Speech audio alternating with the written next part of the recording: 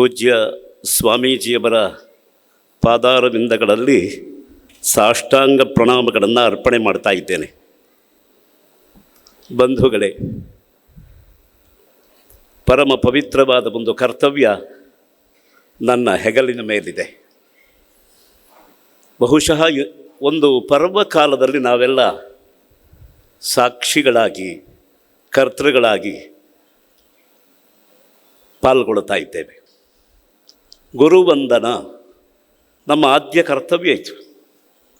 ಯಾಕೆ ಅಂತಂದರೆ, ಹಿಂದಿದ್ದು ಗುರು ಹಿಂದಿದ್ದು ಮುಂದೆ ದಾರಿಯನ್ನು ತೋರಿಸುವನು. ಮುಂದೆ ಲಕ್ಷ್ಯ ಇರಬೇಕು. ಆ ಲಕ್ಷ್ಯವನ್ನು ತಲುಪಿಸುವ ಮಾರ್ಗ ನಮಗೆ ತೆರೆದಿರಬೇಕು. ಈ ಮಾರ್ಗವನ್ನು ಗುರು ಬೆಂಬಲವಾಗಿದ್ದು ನಮಗೆ ತೋರಿಸ್ತಾ ಇರಬೇಕು. ದಾರಿಯನ್ನು ಕ್ರಮಿಸುವಾಗ ಅನೇಕ ಸಮಸ್ಯೆಗಳು ಬಹುದು, ಅನೇಕ ತೊಂದರೆಗಳು ಬರಬಹುದು.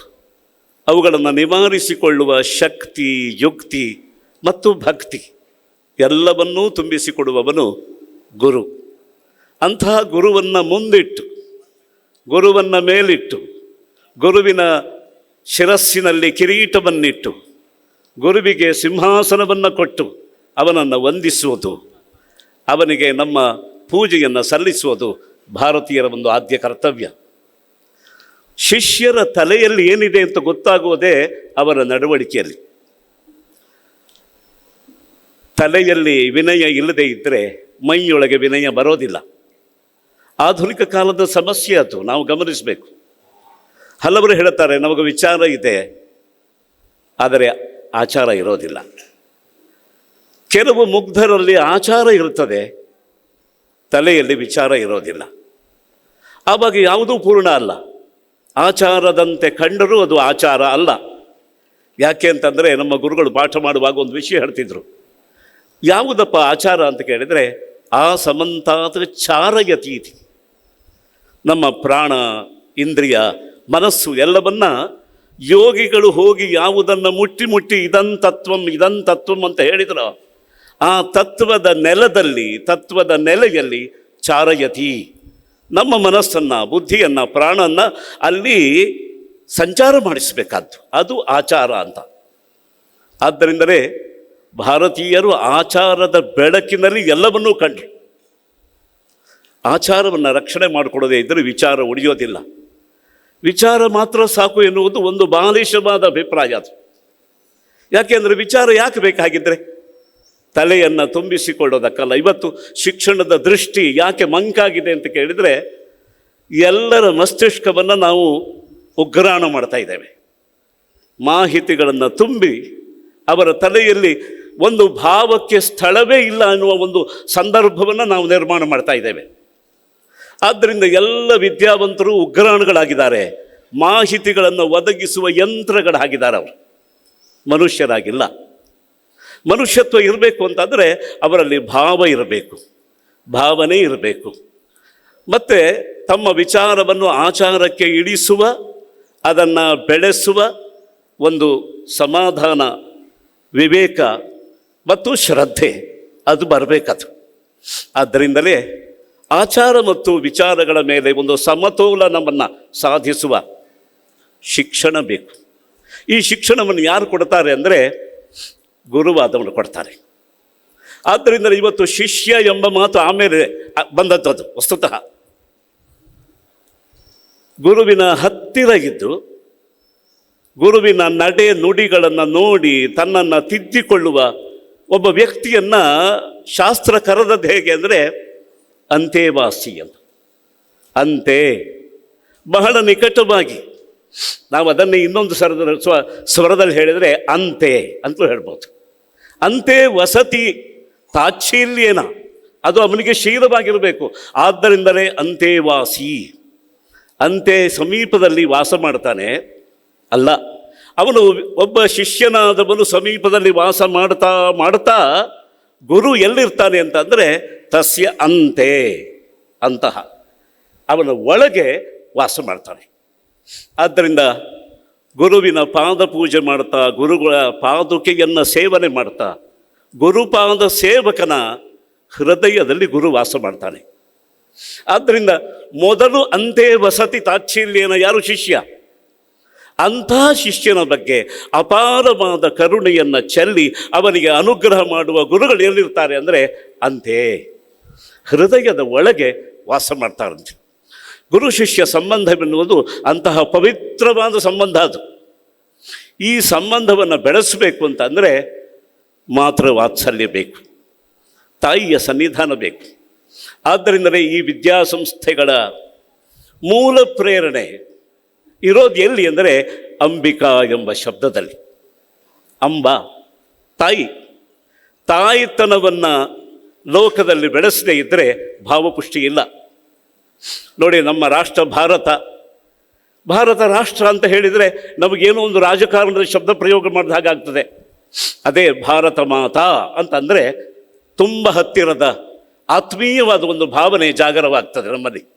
ಯಾಕೆಂದರೆ ನನ್ನ ತಾಯಿ, ನಮ್ಮ ತಾಯಿ, ನಮ್ಮವರ ತಾಯಿ, ಇಂತಹ 1000 ತಾಯಂದಿರ ಮೊತ್ತ, ಆ ಮೊತ್ತವನ್ನು ನಾವು ಗಮನಿಸಿದಾಗ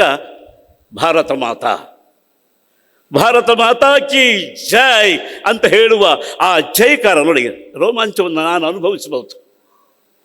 ಇದಕ್ಕೆ ಪ್ರೇರಣೆ ಕೊಡುವವರು ಯಾರು ಅಂತ ಅಂದರೆ ಶಿಕ್ಷಣದಿಂದ ಗುರುಗಳಾದವರು ಪ್ರೇರಣೆ ಕೊಡಬೇಕು. ಆದ್ದರಿಂದಲೇ ಅಂಬಿಕಾ, ಅಂಬ ಆ ಶಬ್ದ ನೋಡಿ, 2 ತುಟಿಗಳನ್ನು ಒತ್ತದೇ ಇದ್ದರೆ ಬಾಯಲ್ಲಿ ಆರ್ದ್ರತೆಯನ್ನು ಇಟ್ಟುಕೊಂಡು ಒಂದು ಆಪ್ತ ಭಾವನೆಯಿಂದ ನಾವು ಅಂಬ ಅಂತ ಉಚ್ಚಾರ ಮಾಡ್ತೇವೆ. ಆ ಮಕಾರಕ್ಕೆ ಕೇವಲ ಮಮಕಾರ ಅರ್ಥ ಅಲ್ಲ, ಮಗುವಿನ ಕಡೆಯಿಂದ ಮಮಕಾರ. ಇದೇ ಮಮಕಾರ ತಾಯಿಯ ಕಡೆಯಿಂದ ವಾತ್ಸಲ್ಯ ಎಂಬ ಒಂದು ಪಾಕವನ್ನು ಪಡ್ಕೊಡುತ್ತದೆ, ಅದು ವಾತ್ಸಲ್ಯವಾಗ್ತದೆ. ಆದ್ದರಿಂದ ಅಂಬಿಕಾ ಅಂದರೆ ತಾಯಿ, ಶಿಕ್ಷಣ ಕೊಡುವ ತಾಯಿ. ಕೇವಲ ಮುದ್ದು ಮಾಡಿ ಎದೆಯೂಡಿಸಿ ಹಾಲನ್ನು ಕೊಟ್ಟು ಮೈ ಬೆಳೆಸುವ ತಾಯಿ ಅಲ್ಲ, ಒಳ್ಳೆಯ ಮನಸ್ಸನ್ನು ಬೆಳೆಸುವ ತಾಯಿ. ಅಂತಹ ಒಂದು ಅಂಬಿಕಾ ಎಂಬ ಹೆಸರಿನ ಈ ವಿದ್ಯಾಸಂಸ್ಥೆಗಳ ಸಮುದಾಯ ಅಂತಹ ಅಪೂರ್ವವಾದ ಒಂದು ಶಿಕ್ಷಣವನ್ನು ಮಕ್ಕಳಿಗೆ ಕೊಡ್ತಾ ಇದೆ. ಬಹಳ ಸಂತೋಷದ ವಿಷಯ ಇದು. ಇದಕ್ಕೆ ಮೂಲ ಪ್ರೇರಣೆ, ಮಾರ್ಗದರ್ಶನ ನಮ್ಮ ಜಗದ್ಗುರುಗಳದ್ದು, ಸ್ವಾಮೀಜಿಯವರದ್ದು. ಅವರನ್ನು ಸ್ತುತಿ ಮಾಡ್ತಾ ಪದ್ಯದಲ್ಲಿ ಸೇರಿಸಿದ ಅಂಶವೇ ಇತ್ತು. ವಂದಾಮಹೇ ಮಹೀಯಾಂಸಂ, ಮಹನೀಯರಾದವರು, ದೊಡ್ಡವರಲ್ಲಿ ದೊಡ್ಡವರು ನಮ್ಮ ಸ್ವಾಮಿಗಳು. ಅಂಥವರಿಗೆ ವಂದಾಮಹೇ, ನಾನೊಬ್ಬ ಅಂತಲ್ಲ, ಅವರೊಬ್ಬರು ಅಂತಲ್ಲ, ಎಲ್ಲರೂ ಸೇರಿ ವಂದಾಮಹೇ. ಬಹುವಚನ ಸಾರ್ಥಕ ಆಗೋದು ಅಲ್ಲಿ. ಸಮುದಾಯದ ವಂದನ ಇದು. ವೈಯಕ್ತಿಕವಾದ ವಂದನ ಅನುಕೂಲ ಇದ್ದವರು ಯಾರಾದರೂ ಹೋಗಿ ಮಾಡಬಹುದು, ಕರೆಸಿಕೊಂಡು ಮಾಡಬಹುದು. ಆದರೆ ಒಂದು ಸಮಷ್ಟಿಯ ಹೊಣೆಗಾರಿಕೆ, ಸಮಾಜದ ಹೊಣೆಗಾರಿಕೆ ಇದ್ದವರು ಸಮುದಾಯದಲ್ಲಿ ಮಾಡೋದು. ಈ ಅಂಬಿಕಾ ವಿದ್ಯಾಸಂಸ್ಥೆಯ ಅಂಗಳದಲ್ಲಿ, ಅಂದರೆ ನಮ್ಮ ಹೃದಯಾಂಗಳದಲ್ಲಿ ಮಾಡ್ತಾ ಇರುವ ಈ ನಮಸ್ಕಾರ ಹೇಗೆ ಅಂತಂದರೆ, ವಂದಾಮಹೇ ಮಹೀಯಾಂಸಂ ಹಂಸಂ ಪರಮಭೂಷಣಂ, ಪರಮಹಂಸ ಪರಿವ್ರಾಜಕಾಚಾರ್ಯ ಅಂತ ನಮ್ಮ ಗುರುಗಳು ಒಂದು ಮಾತು ಹೇಳ್ತಿದ್ರು, ನನಗೆ ಪಾಠ ಮಾಡಿದವರು. ಹಂಸಃ ಅಂತಂದರೆ ಅಹಂ ಸಹ, ಸಂಸಾರದ ದಶೆಯಲ್ಲಿ ನಾನು ಮತ್ತು ಅವನು, ನಮ್ಮಂತಹ ಕೋಟಿ ಕೋಟಿ ಪ್ರಜೆಗಳನ್ನು ಮುನ್ನಡೆಸುವ ಅವನು, ಅಹಂ ಸಹ. ಇಲ್ಲಿ ಅಹಂ ಎಂಬಲ್ಲಿ ಅಕಾರ ಗುಪ್ತವಾಗಿಬಿಟ್ರೆ, ಲುಪ್ತ ಅಲ್ಲ, ಗುಪ್ತವಾಗಿಬಿಟ್ರೆ ಹಂಸಃ. ಆದರೆ ಇಲ್ಲಿ ಈ ಸಂಸಾರದಲ್ಲಿ ತೊಡಗಿದವನಿಗೆ ನಿಜವಾಗಿ ಅಕಾರೋ ವೈ ಸರ್ವಾವಾಕ್, ಅಕಾರೋ ವಾಸುದೇವ ಸ್ಯಾತ್. ಮೂಲ ಪರಬ್ರಹ್ಮ ಅದು ಮರೆಯಾಗಿಬಿಟ್ರೆ, ಗುಪ್ತವಾಗಿ ಕೂತ್ಕೊಂಡು ಬಿಟ್ಟರೆ ಸಂಸಾರವೇ ಬೆಳೀತಾ ಹೋಗ್ತಾ ಇರ್ತದೆ. ಆಗ ಅದನ್ನು ಪಲ್ಲಟು ಮಾಡಬೇಕು. ಅದನ್ನು ಹಂಸಃ ಸೋಹಂ ಅಂತ, ಅಂತಹ ದಾರಿಯನ್ನು ಹಾಕ್ಕೊಡೋವರೇ ಪರಮಹಂಸರು. ನಾವೆಲ್ಲ ಕಷ್ಟಪಟ್ಟರೆ ಹಂಸರಾಗಬಹುದಪ್ಪ, ಆದರೆ ಒಬ್ಬ ಮಹಾಸಾಧಕ ಯೋಗಿಯಾದವನು ಪಲ್ಲಟು ಮಾಡ್ತಾನೆ. ಹಂಸಃ ಅಹಂಸಃ ಎಂಬ ಈ ಭೇದವನ್ನು ಅಭೇದದ ಪಾಕದಲ್ಲಿಟ್ಟಾಗ ಸೋಹಂ ಅಂತ ಇದೇ ಮಹಾಮಂತ್ರವಾಗತ್ತೆ. ಮಹಾವಾಕ್ಯವಾಗತ್ತೆ. ಆ ಮಹಾಮಂತ್ರವನ್ನು ಉಪದೇಶ ಮಾಡಿ ಪರಮ ಲಕ್ಷ್ಯ, ಜೀವನದ ಚರಮ ಲಕ್ಷ್ಯ ಯಾವುದು ಪ್ರಾಪ್ತಿಸಬೇಕು ಅದನ್ನು ಪ್ರಾಪ್ತಿಸಿಕೊಳ್ಳುವ ಒಂದು ಮಹಾ ಉದ್ದೇಶವನ್ನು ಸಾಧಿಸಿಕೊಳ್ಳೋದಕ್ಕೆ ಅನುಕೂಲ ಮಾಡಿಕೊಡುವವರು ಹಂಸಂ ಪರಮಭೂಷಣಂ. ನಿಜವಾಗಿ ಇಂತಹ ಹಂಸರನ್ನೆಲ್ಲ ಪರಮಹಂಸರಾಗಿಸಿದಾಗಲೇ ಪರಮ ಅಂತ. ಪರಮಶ್ಚ ಅಸೌ ಹಂಸಶ್ಚ. ಆ ಪಾರಮ್ಯ ಅಂಥದ್ದು.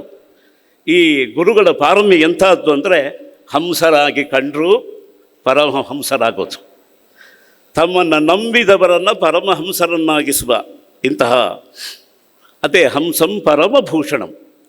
ಆಗಲೇ ಬ್ರಹ್ಮಕ್ಕೂ ಒಂದು ಅಲಂಕಾರ ಎನ್ನುವುದಾಗೋದು.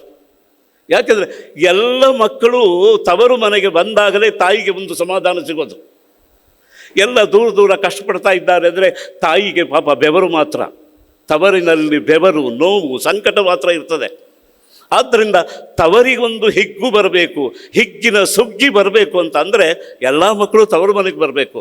ಅಂತಹ ಒಂದು ಸನ್ನಿವೇಶವನ್ನು ಸೃಷ್ಟಿ ಮಾಡೋರು ತುಂಗಾಪೂರಂ ಸರಂತಂ ತಂ. ಹಂಸ, ನಮ್ಮಲ್ಲಿ ಒಂದು ಕವಿ ಸಮಯ ಇದೆ. ಹಂಸ ಮಾನಸ ಸರೋವರದಲ್ಲಿ ಸಂಚಾರ ಮಾಡ್ತಾ ಇರುತ್ತಂತ.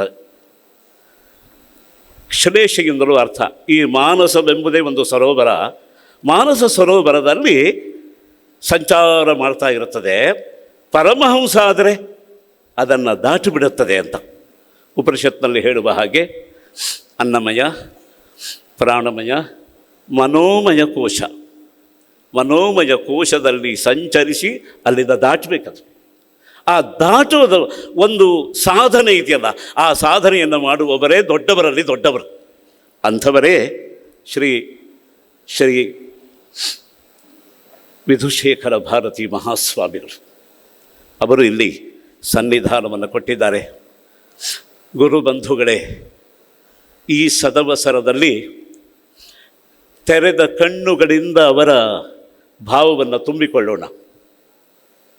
ತೆರೆದ ಕಿವಿಗಳಿಂದ ಅವರ ಅಮೃತ ವಾಣಿಯನ್ನು ನಮ್ಮ ಅಂತರಂಗಕ್ಕೆ ತಲುಪಿಸೋಣ. ಅರಳಿದ ಮನಸ್ಸಿನಿಂದ ಅವರ ದಿವ್ಯವಾದಂತಹ ಪಾದವನ್ನು ನಮ್ಮ ಎದೆಯಲ್ಲಿ ಅಚ್ಚೊತ್ತಿಕೊಳ್ಳೋಣ. ಅದಕ್ಕಿಂತ ಹೆಚ್ಚಾಗಿ ಅವರು ಅಪೇಕ್ಷೆ ಪಟ್ಟ ಧರ್ಮಾಭ್ಯುದಯ. ನಾವು ಕೆಲವೊಮ್ಮೆ ಆವೇಶದಲ್ಲಿ ಕ್ರಾಂತಿಕಾರಕ ಹೆಜ್ಜೆ ಅಂತ ಹೇಳ್ತೇವೆ. ಹೌದದು, ಕ್ರಮಣ ಇದೆ ಅಲ್ಲಿ. ಕ್ರಾಂತಿ ಅಂತಂದರೆ ಏನೋ ಒಂದು ದೊಡ್ಡ ಸಂಘರ್ಷ ಅಂತಲ್ಲ, ಕ್ರಮಣ ಇದೆ, ನಿರಂತರವಾದ ಚಲನೆ ಇದೆ. ಆದರೆ ಈ ಧರ್ಮಾಭ್ಯುದಯವೆಂಬುದು ಒಂದು ಮಾಂಗಲಿಕವಾದ ಉದ್ಯಮ. ಇದು ಲೋಕ ಮಾಂಗಲ್ಯವನ್ನು ಸಂಪಾದಿಸುವ ಮಾಂಗಲಿಕವಾದ ಉದ್ಯಮ. ಆ ಉದ್ಯಮವನ್ನು, ಧರ್ಮಾಭ್ಯುದಯವನ್ನು ಅವರು ಈ ನೆಲದಲ್ಲಿ ಪ್ರಯೋಗ ಮಾಡಿದ್ದಾರೆ. ರಾಷ್ಟ್ರಾದ್ಯಂತ ಇದನ್ನು ವಿಸ್ತಾರ ಮಾಡಿದ್ದಾರೆ. ಆದ್ದರಿಂದಲೇ ಎಲ್ಲಿ ಪ್ರಾರಂಭ ಆಗಿದೆಯೋ ಅಲ್ಲೇ ಗುರುಬಂಧನ. ಅಂದರೆ ಕುಳಿತಲ್ಲಿ, ನಿಂತಲ್ಲಿ, ನಡೆದಲ್ಲಿ, ನುಡಿದಲ್ಲಿ ಒಡಮೂಡುವ ವಂದನ. ಆದ್ದರಿಂದ ಅಂತಹ ಗುರುವಂದನೆಯನ್ನು ಮಾಡುವ ಒಂದು ಕರ್ತವ್ಯವನ್ನು ನಾನು ನಿಮ್ಮೆಲ್ಲರ ಪರವಾಗಿ ಪೂರೈಸ್ತಾ ಇದ್ದೇನೆ ಬಂಧುಗಳೇ. ಆದ್ದರಿಂದ ಈ ಪರ್ವಕಾಲದಲ್ಲಿ ನಮ್ಮೆಲ್ಲ ಏಕಾಗ್ರತೆಯನ್ನು ಕೂಡಿಸಿಕೊಂಡು ಅವರ ದಿವ್ಯ ಪಾದಪದ್ಮಗಳನ್ನು ಸ್ಮರಣೆ ಮಾಡುತ್ತಾ ಅನಂತ ಪ್ರಣಾಮಗಳನ್ನು ಅರ್ಪಣೆ ಮಾಡೋಣ. ನಮೋ ನಮಃ. ಶ್ರೀ ಗುರುಭ್ಯೋ ನಮಃ. ನಿಖರ ಸುದ್ದಿ, ಸದಭಿರುಚಿಯ ಕಾರ್ಯಕ್ರಮ. ನೀವು ನೋಡ್ತಾ ಇದ್ದೀರಾ ಕಹಳೆ ನ್ಯೂಸ್, ಸಮಾಜದ ಜಾಗೃತಿಗಾಗಿ ವಸ್ತುನಿಷ್ಠ ವರದಿ.